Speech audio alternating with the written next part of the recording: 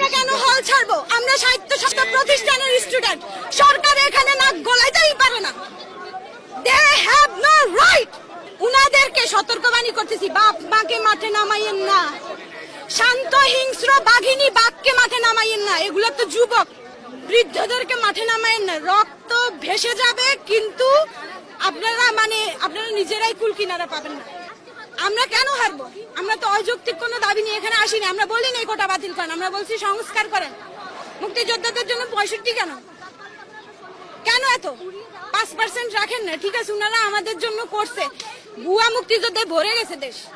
কোথায় সেই হিসেব? মুক্তিযোদ্ধারা কোথায়? যেসব মুক্তিযোদ্ধারা আছে উনারা কই? উনারা কেন এসে বলে যে না আমরা এগুলা চাই না? আমরা মেরে বের হবো, লাশ হয়ে বের হবো ওখান থেকে। আমরা লাশ হয়ে বের হবো ওখান থেকে। বহু সুযোগ ছিল পিছনে ফিরে আসার, এখন আর পিছনে যাওয়ার রাস্তাই নেই। পিছনে পুলিশ আর সামনে স্বাধীনতা। অবশ্যই আমরা সম্মানের সাথে মৃত্যু গ্রহণ করতে রাজি আছি।